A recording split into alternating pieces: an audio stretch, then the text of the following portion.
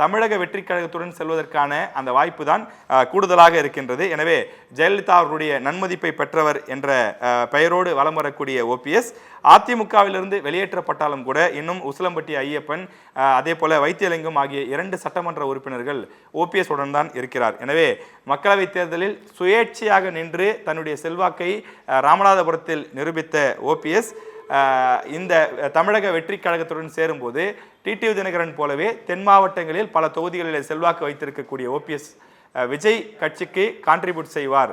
எனவே விஜய் கட்சி தென் மாவட்டங்களில் கூடுதலான வாக்குகளை பெறுவதற்கு அது சாதகமாக அமையும் என்று எதிர்பார்க்கப்படுகிறது. புதிய தமிழகம் கட்சி தேவேந்திரகுல வேளாளர் சமுதாய மக்களுடைய தலைவர்களுள் ஒரு முக்கிய தலைவராக இருக்கக்கூடியவர் கிருஷ்ணசாமியும் இருக்கின்றார். எனவே அப்படிப்பட்ட சூழ்நிலையில் சமுதாய வாக்குகளை வெற்றி தோல்வியை நிர்ணயிக்கும் சக்தியாக புதிய தமிழகம் இருக்கக்கூடிய நிலையிலே விஜய் கிருஷ்ணசாமி இணைந்தால் அது தேவேந்திரகுல வேளாளர் வாக்குகள் இன்னும் கூடுதலாக அந்த கூட்டணிக்கு கிடைப்பதற்கான சூழல் உருவாகும். எனவே அது போன்ற ஒரு சூழல் உருவாகிறதா என்பதையும் நாம் பொறுத்திருந்து பார்க்க வேண்டும்.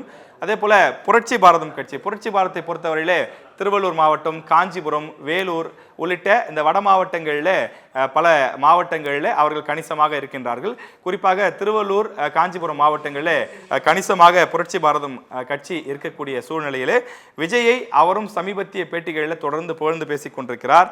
வட மாவட்டங்களில் பட்டியலின மக்களுக்காக தொடர்ந்து குரல் கொடுக்கக்கூடிய ஒரு கட்சியாக புரட்சி பாரதம் இருக்கக்கூடிய நிலையில் விஜயை பின்தொடரக்கூடிய அந்த கட்சியை சார்ந்தவர்கள், தமிழக வெற்றி கழகத்தில் பயணிக்கக்கூடியவர் பல பேர் வன்னியர் சமுதாயத்தை சார்ந்தவர்கள், பட்டியல் சமுதாயத்தை சார்ந்தவர்கள் பெரும்பாலும் வட மாவட்டங்களில் அதிக அளவில் பின்தொடர்வதாக சொல்லப்படும் நிலையில் புரட்சி பாரதமும் இணைந்தால் அது கூடுதலான ஒரு வாக்கு வங்கியாக விஜய்க்கு மாறுவதற்கான வாய்ப்பு இருக்கிறது. சமூக நீதிக்கான ஒரு கூட்டணி என்ற ஒரு இமேஜும் அவருக்கு கிடைக்கும். விஜய் முதலில் இந்த கூட்டணி ஆட்சி அதிகாரத்தில் பங்கு என்றதே திருமாவளவன் அவர்களுக்காகத்தான் சொன்னார் என்று சொல்லப்பட்டது. வெளிப்படையாகவே திருமாவளவனுக்கு அழைப்பும் விடுத்து பார்த்தால் திருமாவளவன் வராத சூழ்நிலையில் புரட்சி பாரதம் ஜெகன்மூர்த்தி அவர்கள் அந்த கூட்டணிக்குள் வந்தால் விஜய்க்கு அது ஒரு சமூக நீதி கூட்டணி என்ற ஒரு இமேஜை கொடுக்கும் என்பதனாலே அவரும் அந்த கூட்டணிக்குள் இணைப்பதற்கான முயற்சிகள் மேற்கொள்ளப்பட்டு வருகிறது. ஆனால் ஜெகன்மூர்த்தி என்ன முடிவெடுக்கப் போகிறார் என்பதை நாம் பொறுத்திருந்தான் பார்க்க வேண்டும்.